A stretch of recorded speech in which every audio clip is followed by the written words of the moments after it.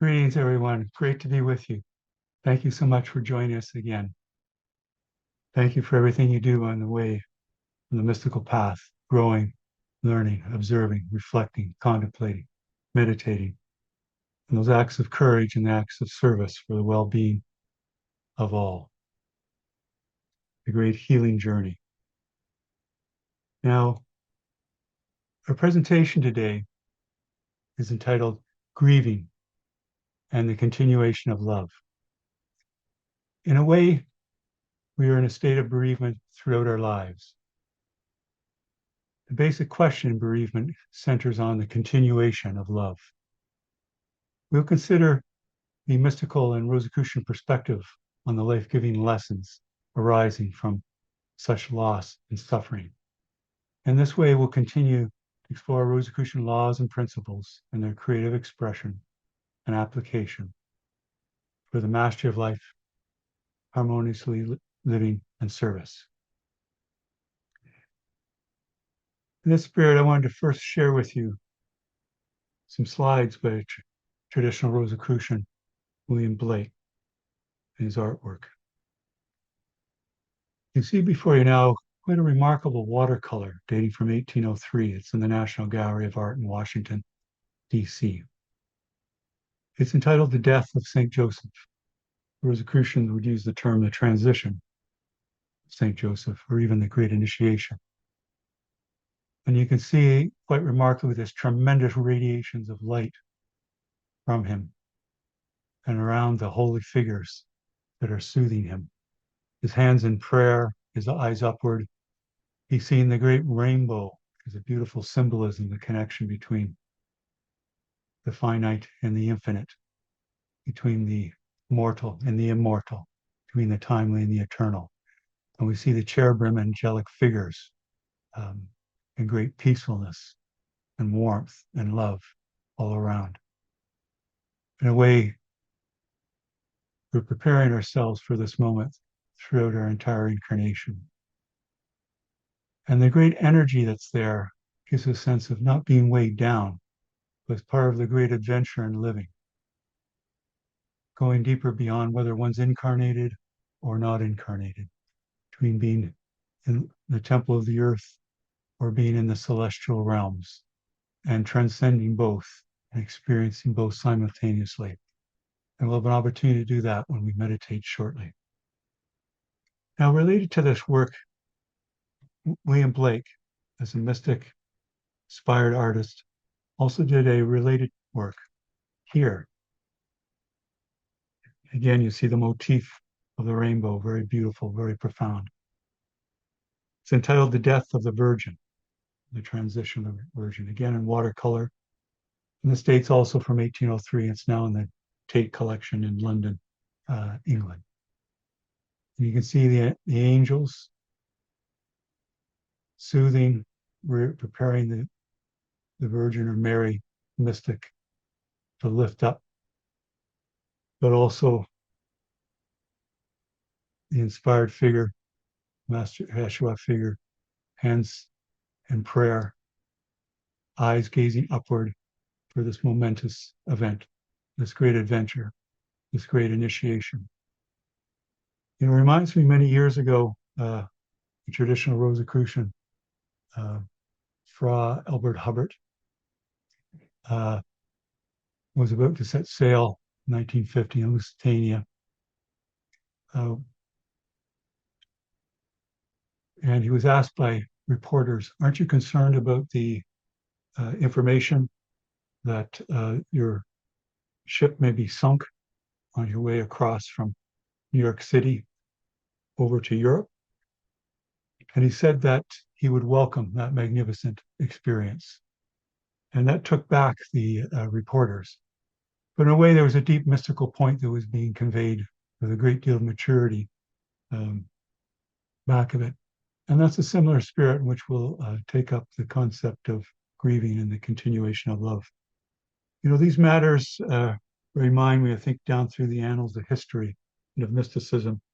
I think of late August night in 651 CE in England. And there was a young shepherd by the name of Cuthbert. And at night, with his flock, he saw something he had never seen before. And it lasted with him for the rest of his life. It's one of those touchstone experiences to coming back to remember who we are, remember the uplift, remember the great growth and it's possible within us. He saw that night a great fiery ball. And it was moving at a tremendous speed. And it was such a beautiful, pure color. It was so enriching to him. He, he had seen, of course, the great night sky in those earlier times, so readily apparent, and the wondrous signs and scenes there, the great system and order of the universe expressed, contemplating at night with his sheep. And then he had seen meteors and meteorites. And this reminded him of that, but he knew it wasn't that because meteorites come into the atmosphere from outer space. This was going in the opposite direction. It was going up from the Earth at a tremendous speed. It was being launched into outer space. And the next day, he found that off in the distance, we had seen this, that the holy person Aidan, the Bishop of Lindisfarne, England, had experienced his passing, the so-called death, and embraced it. I knew it was a great thing. They experienced the great initiation. This made a very deep impression on the young Cuthbert himself, then devoted himself, focused on the spiritual life, and became a holy person like unto Aidan. If you ever have gone to the Peninsular Acropolis or the River Wear in northeast of England and Durham, you'll see his shrine there, that world renowned site, the UNESCO World Heritage Site, Durham Cathedral, and the Norman Castle there, and something that's inspiring to this day. So reflecting on these matters and how different we can experience life. So much of our life is our interpretation as we grow and learn and go deeper into life. As we don't cut ourselves off from pain, but face it, we come into the love behind it. We can see things anew and afresh. And we get a great sense of ascent here. And it's both in a certain sense literal, but also symbolic. And we'll reenact it right now in our meditation. So I invite you to get comfortable in your chair, or if you're lying down, however you're situated. I invite you, having been inspired by these works, the inspired and illuminated artist William Blake, and the deep spiritual traditions he's alluding to down through the ages. Let's conduct our own ascent, the own bridge of the rainbow with the angelic beings as we rise up into the cosmic. If you haven't closed your eyes already, I invite you to do so, or at least bring your eyelids down almost all the way to reduce the amount of visual stimulation as we turn inward. And while you're seating comfortably or lying down comfortably, how you're situated, I invite you to let go of the cares of the day. No matter what's going on, just let go. I assure you, you'll come back all the stronger, more capable, remade, a new way of seeing things. I know our outer mind may say, these things aren't possible. If we use our inner divine nature to compose its letting go, we'll learn, see things anew, let go of much unnecessary suffering, and go into much more joy and enjoyment in living, and be more fully alive. Because as we are less and less who we are not, a tremendous amount of energy is released in being who we are. Much like Ebenezer Scrooge on Christmas Day and the great joy he had felt, he then let go of his burden. Let us do so now, as related in the story by Dickens, Christmas Carol. I invite you to breathe in a deeper than usual, And just enjoy the gentle rhythm of the breath, the great incoming of the breath and the great outgoing of the breath. And to be comfortable for you, I invite you to let go of who you are and where you are. We can come back to that and those things later. By letting go, we can be reborn, remade, rejuvenated.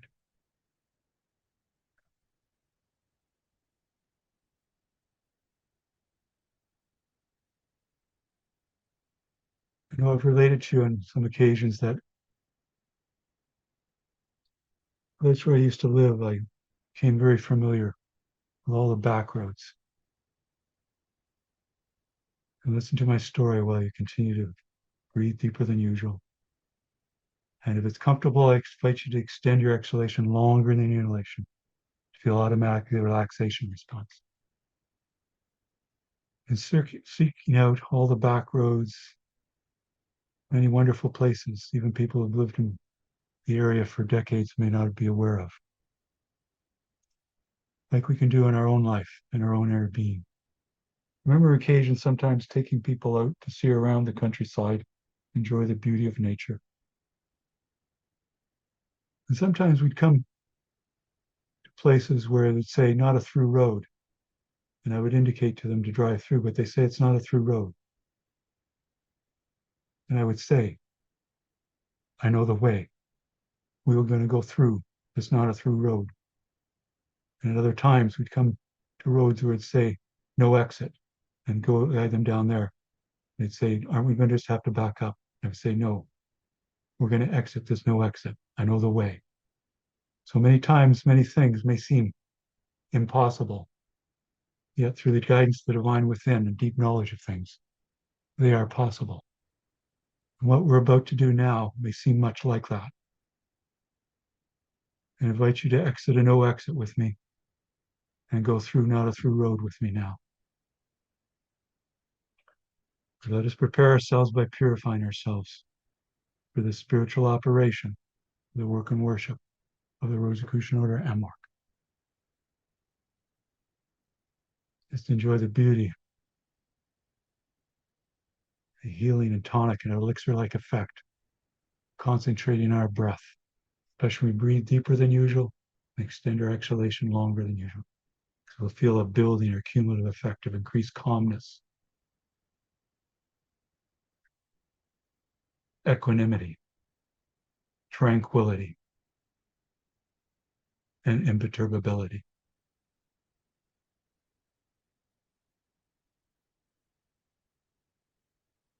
And if you find your mind wandering, I invite you to bring back gently and lovingly to the discipline of the breath. And be assured that we will be re-energized and rested after this period of meditation. And all the more ready, as past Imperator H. Spencer Lewis used to say, to embrace all that comes to us for its great life-giving lessons. The divine within knows the way through.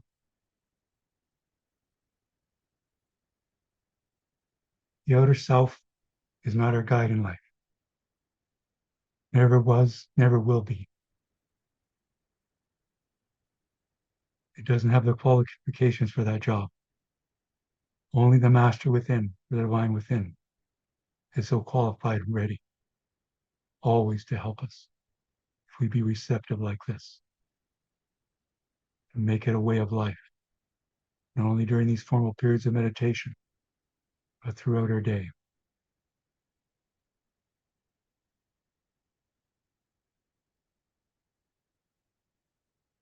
Continue to breathe deeper and extend the exhalation.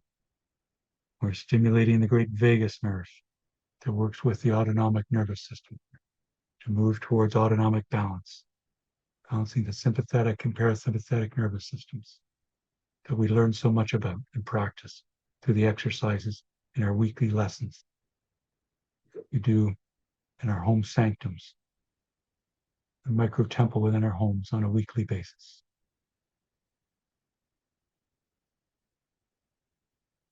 And as we stay the course, gradually build up greater and greater strength and capacity and our life is transformed.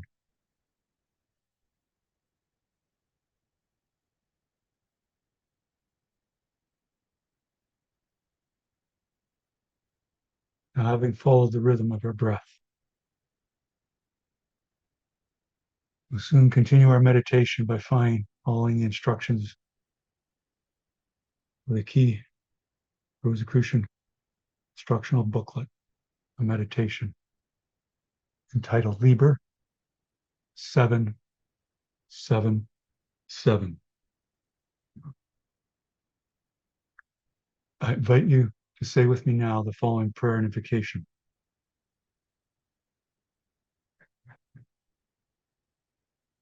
May the divine essence of the cosmic infuse my being and cleanse me of all impurities of mind and body, that I may enter the celestial sanctum and attune in pureness and in worthiness.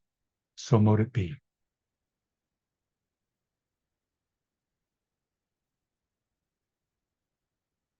I invite you now to let us rise up like Aidan and Joseph and Mary up from this terrestrial plane. In the room we're in, the office or building or home that we're in, rising up faster and faster, enjoying the exhilaration of the ascent. Up over our neighborhood, our local geographic area, be it a village, a rural area, a town, or a city. Then rising up over our county where we dwell and even our province or state. And now even our country or great nation. Seeing the great weather systems and landforms, waterways down below. So we rise higher and higher, faster and faster, taking in now the continent where we dwell, and even our entire hemisphere. And now the entire temple of the earth, beautiful blue jewel, the oblate spheroid. As we go faster and faster, transcending space and time, going way beyond the speed of light, sense the great elliptical orbits of the planets and the great fiery ball of the sun, our local star, and feel its radiations, a psychic and mystical nature towards us and us to it. A great source through which the life force comes to us. As we look up, rise higher and higher, let's pass out from the outer reaches of our solar system, past myriad stars and stellar phenomena and the great cosmic web connecting the stars and the galaxies, past nebula and black holes helping balance the universe. And we sense that we're in a great spiraling arm of the Milky Way galaxy. We sense its great motions about its center. Let's exit from the Milky Way galaxy, looking back at its great spiraling arms, taking in the great beauty of the universe and what the ancients and mystics have spoken of since time immemorial as the harmony of the spheres or the music of the spheres. What Rosicrucians refer to as the cosmic keyboard. As we grow and mature, we can increasingly play this great keyboard like a master pianist and know how to live in harmony in all levels of our being. So we rise faster and faster, going way beyond the speed of light. Enjoy the exhilaration of the ascent, past myriad stars and nebula and galaxies. Take in the wonder and awe of it. And we'll apply the law of correspondence as we rise higher and higher. We'll also go deeper and deeper within ourselves, the very presence of the divine within. In this way, increasingly sense what the Rosicrucians refer to as the cosmic, that is the universal intelligence back of the cosmos. So we feel the exhilaration and the great joy, taking in the entirety of the cosmos, the temple of the Creator, the temple of the divine. Start to sense the entire universe is rotating about a great cosmic axis in one stupendous action or motion, just like the Earth rotates about its axis, and our lives rotate about our axis, the spine, and the subtle physiology. So we take in now the entire universe, the macrocosm mirroring us as a microcosm, rotating in great wonder and awe for us. And sense the presence of this great cosmic axis and move at tremendous speed, way beyond the speed of light, to its midpoint, the very center of the cosmos. And when you reach it, slow up and let us dwell there, taking in the great wonder and awe and beauty of it all. See the magnificence, the great handiwork of the cosmos, divine appreciation, and the universal intelligence back of the cosmos, the cosmic. And let us continue our meditation by applying further instructions of the booklet, Liber 777. I invite you to apply mental creation or visualization to create, to sense, to visualize your personal sacred space, maybe an inspiring temple back on earth, or simply the temple of divine all about you, or an inspiring place in nature back on earth, a sacred grove, being by a seashore or a high vantage point. Feel in the sights and sounds and impressions, the different senses, but also the psychic experience, the uplifting spiritual experience to be at this high point of consciousness. You may wish to further kindle this mental creation by recalling some inspiring or very loving experience in your life. As we draw deeper and deeper into the experience, increasingly into the presence of the divine within. You may wish to picture too incense burning, the law of transmutation, wafting up smoke symbolic of our great ascent to the heights of the celestial sanctum, and possibly inspiring stained glass windows or other works of art showing Rosicrucian mystical laws and principles. And you may wish to sense the presence of other seekers, including those on this conference call, and the Grand Lodge and Supreme Lodge officers of the Rosicrucian Order Amorc, conducting a sacred convocation, the heights of the celestial sanctum, and the visible and invisible masters.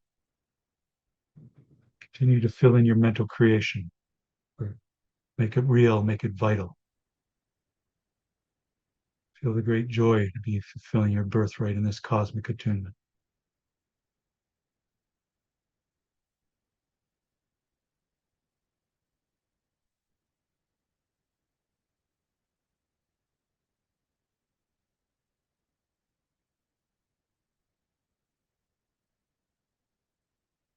Just feel the elixir effect of the dynamic silence.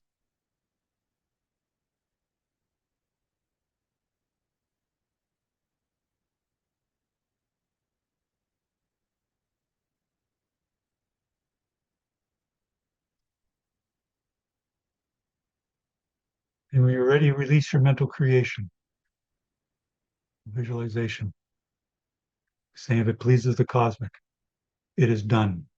So mote it be. From the subconscious mind into the cosmic mind now. And this continue to surrender.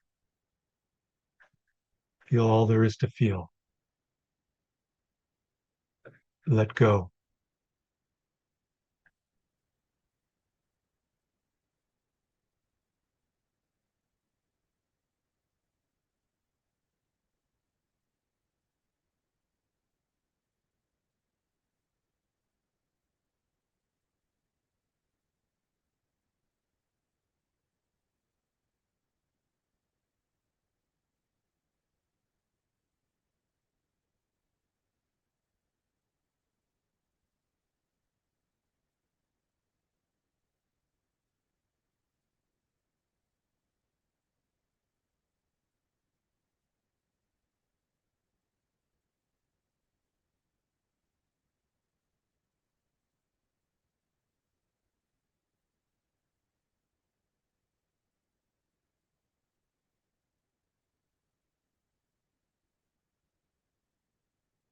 Soon we'll continue to apply further spiritual operations of the work and worship of the Rosicrucian order as we continue this period of cosmic attunement and meditation.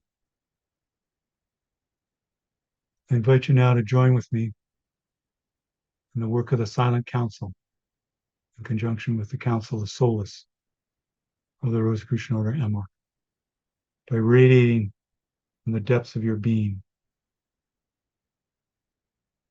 love and well-being to all those who petition the Grand Lodge of the Rosicrucian order Emor for guidance and healing, and to radiate from the depths of your being love and well-being to all those who petition affiliated bodies of the Rosicrucian order Emor for guidance and healing,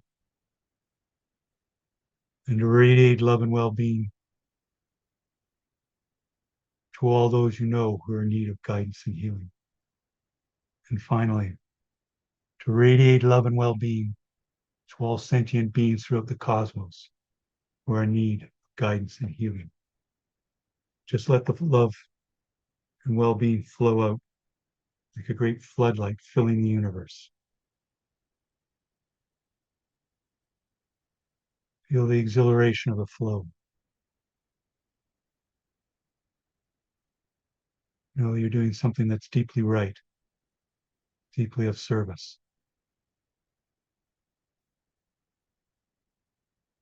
At a certain point, I think you may find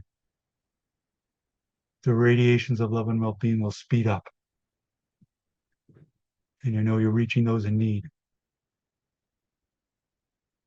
At a certain point, you may experience you no longer need to make any conscious effort for the radiations of love and well-being to flow.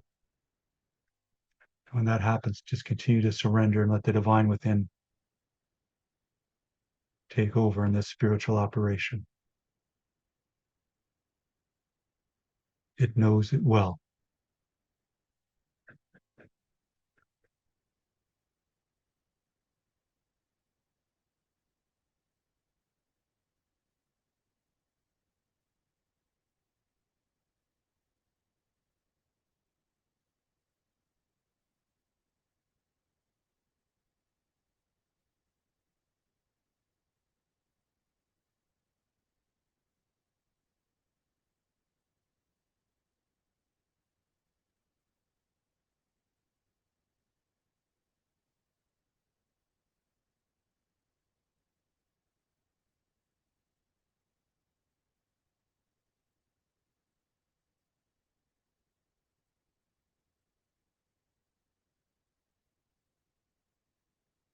Soon we'll formally close this work of the Silent Council in conjunction with the Council of Solace.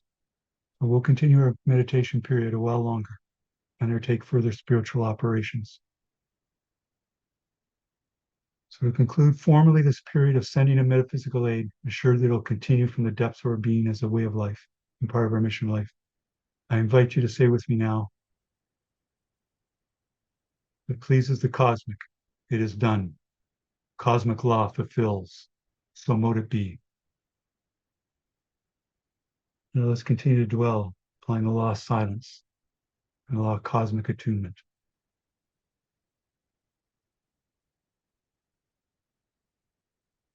And continue to let go and let be.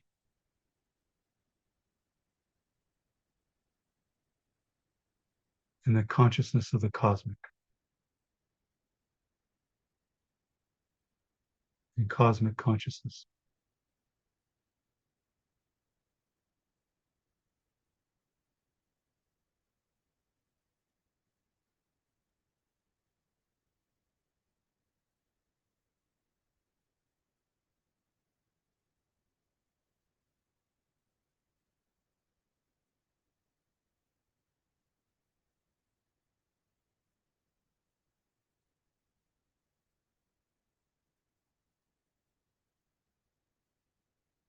Now let us undertake another spiritual operation, the work and worship of the Rosicrucian order Amok.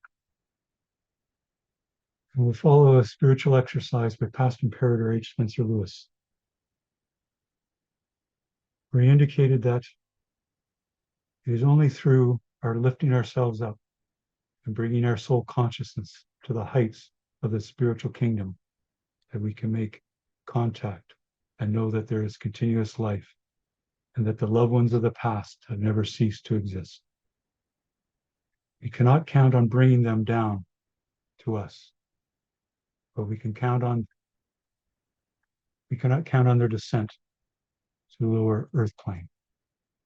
However, we can depend on inevitable contact when we lift ourselves to their heights, to their pureness, and to their spiritual power through prayer, meditation, and cosmic attunement that we're undertaking now.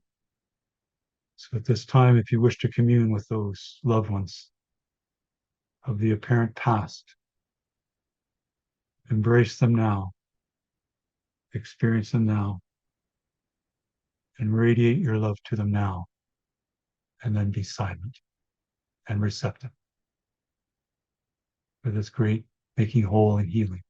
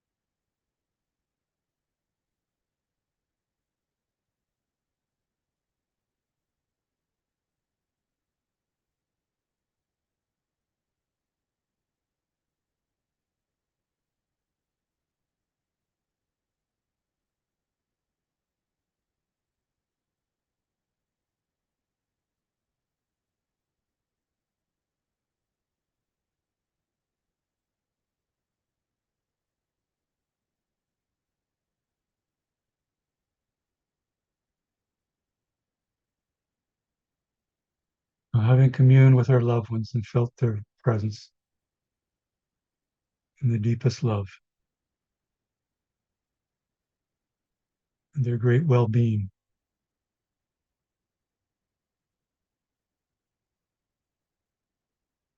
soon we'll make our ascents from the heights of celestial sanctum. Let's undertake one further spiritual operation by invoking the law of gratitude, irradiating love to all those who have loved us well, radiating love and well-being to all those who have taught us well, and radiating love and well-being to all those who have sacrificed well on our behalf, whether incarnated or not.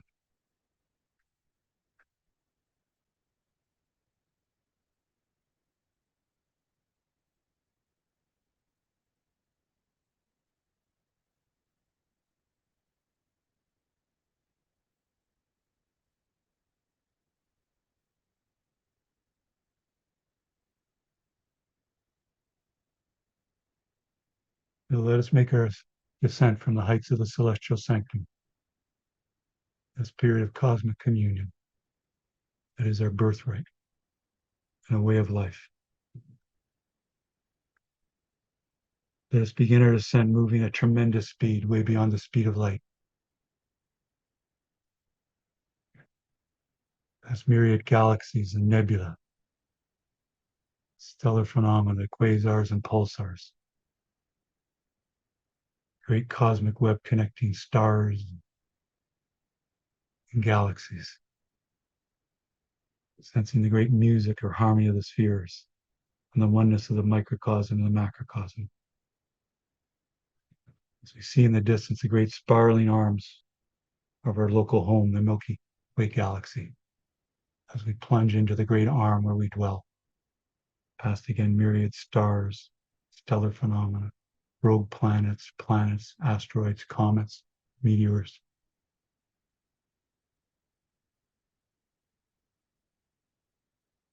See in the distance our solar system, beautiful elliptical orbits of the planets, the wondrous actions of the sun, and the great temple of the earth that we zoom towards now. Coming back to the hemisphere where we left off, our continent, our great nation or country, our province or state, our county, our local geographic area, be it a village, a rural area, town, or city, and back to our neighborhood. Before we make a further descent, I invite you to say with me the following prayer and invocation. May the God of my heart sanctify this attunement of self with the celestial sanctum. So mote it be. And let us continue our descent back on the home or office or building where we left off, in the room where we're situated, and feel remade, rejuvenated with each moment, and rested and re-energized. And when you're ready, I invite you to open your eyes. You may wish to stretch and feel the consciousness of the cosmic consciousness viewed in every cell and through all phases of your consciousness.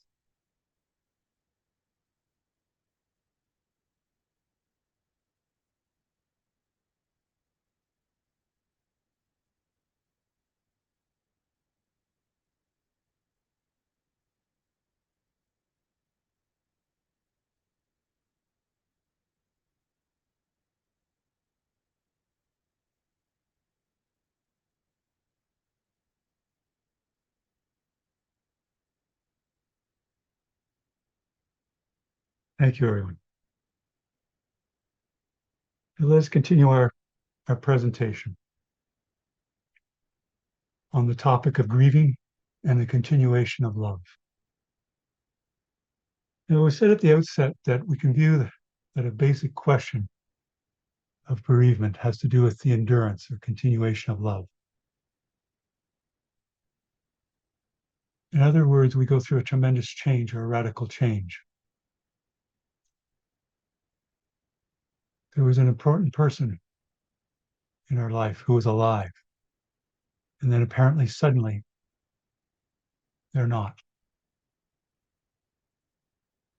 And this radical change or realization includes not only the first time we realize it, but also, in a way, each subsequent time realize that this person is not alive now, or so it seems. And then there is the experience of, what does this mean? How do we handle such a loss? And when we have such experiences,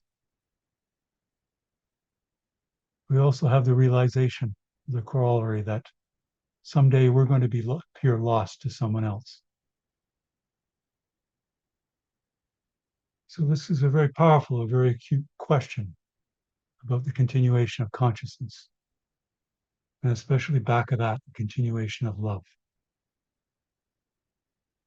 Now, it's understandable that's what sometimes people do is they actually approach this question by cutting off love, by feeling that this absence of the loved one is just too painful.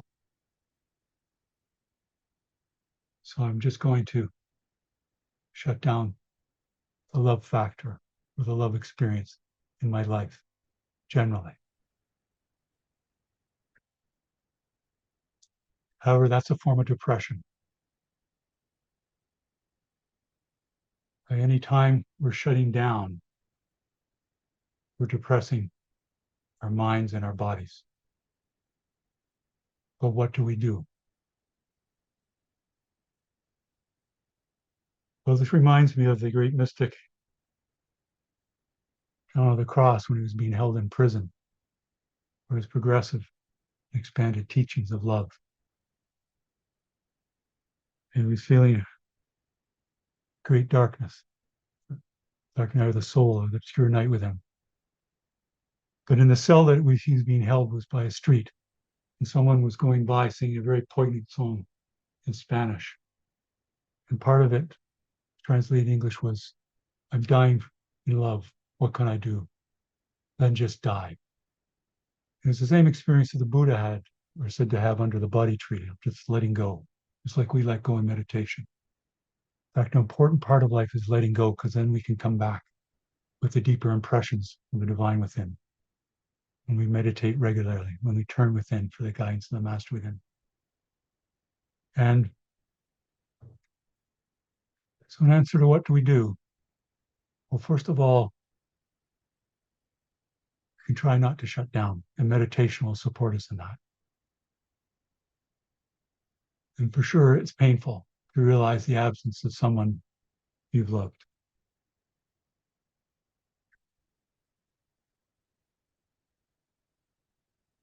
But if we really go into this and reflect on it and contemplate it, we'll find that there's still a great deal of love still going on, even in the experience of absence.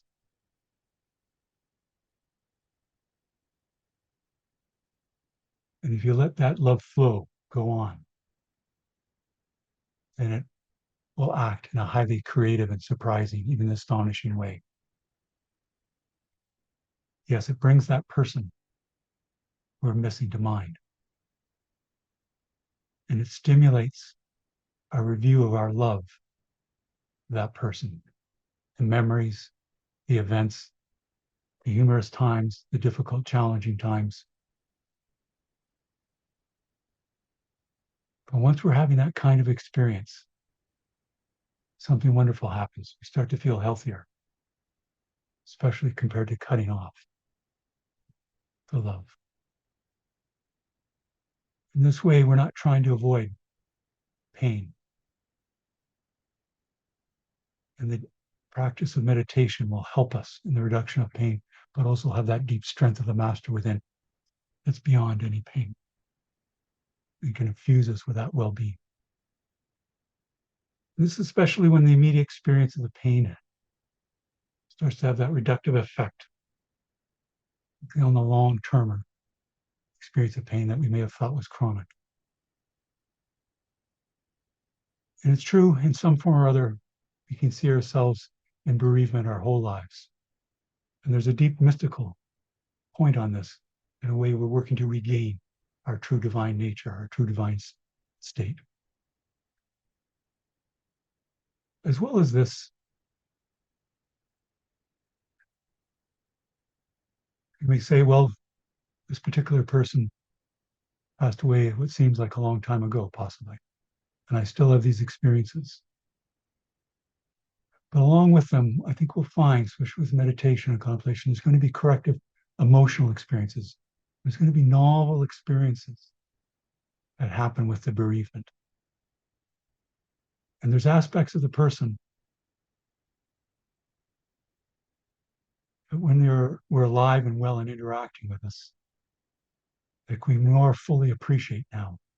I think you may find even now with your friends, you appreciate them even more in their absence because you can go more deeper into the recesses of the mind, have the impressions that come forward of them, and not have the distractions that can happen in person. And you can say that these experiences are corrective of our emotional experiences in bereavement. You come into a healthier way of experiencing these new ways of experiencing the person. And we can see how sensitive they were in various situations, and how forgiving, even how noble. And now we're really into growth and increased awareness, and increased appreciation of them for the remaining minutes, hours, and days we have to live until we reunite with them. But we can, in deepest meditation as we did, have that communion. Now it's important that we not turn away from pain, that we allow it to unfold. Because then we'll find that back of it, love is there. Now, I know many things that happen when we're in pain. You may say, like, well, I'm in pain, I can't meditate. But if we can talk through pain, we can meditate. And it will help reduce the pain, sometimes quickly or sometimes gradually.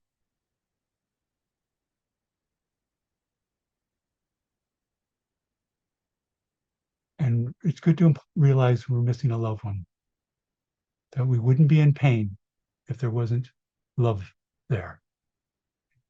And this is an important, deep reality, coming to a greater understanding of embracing grief Now, it's true we have many poignant experiences in life, including through bereavement. And as we progress through our lifespan, we can experience the different ages, for example, that our parents, our great uncles, our great aunts, our grandparents went through, that we, in a way, couldn't have a full empathetic experience of because we were too young. But as we get more and more evolved, we can get that even sooner and sooner earlier in our life. But not only that we were young, adolescence or early adulthood, we were young in ways that inadvertently or deliberately rebellious. And now, as we go through these succeeding ages that our parents and other loved ones that went on before us, realize that what our parents were going through at the time, there's an opportunity, a chance to be more deeply empathetic and compassionate now. And that's an opportunity for correction in the grieving. Now, it's true there may be some persons that were very young that passed away. On this, again, there, we experience the deep love that we had with them and the love that's back of the pain, and feel how fortunate it was that we had them, even for the brief time it seemed, in this incarnation with them. So in concluding, Rosicrucians referred to as the great initiation. And that gives a very different perspective on embracing life-giving experiences. And that magnificent experience that Albert Hubbard referred to, for example. And as we go deeper and deeper into meditation and study our various lessons and have various lines of service, we'll be shown deeper and deeper lessons. And our lives will be transformed through our interpretation of it. And indeed, in meditation, we transcend whether we're incarnated in the world or not incarnated in what may be deemed the celestial world. And we will transcend that duality while we're incarnated. These are tall orders, but it's just like I mentioned earlier about going through, not a through road, or exiting the no exit. The impossible becomes possible if we let the divine within to be our true guide in life, and let the outer self be enriched and ennobled and assisted. So at this time, we've considered grieving and the continuation of love. And we've mentioned, in a way, we're in a state of bereavement through our lives. And the basic question can be, bereavement can be that it centers on the continuation of love. But really our whole life does, because love is so fundamental and a capacity to increasingly express it. And we've considered mystical and Rosicrucian perspective on the life-giving lessons arising from loss and suffering, such as the law of transmutation and many other laws. In this way, we've continued to explore Rosicrucian laws and principles and their creative application for the mastery of life, harmonious living, and service. Thank you, everyone.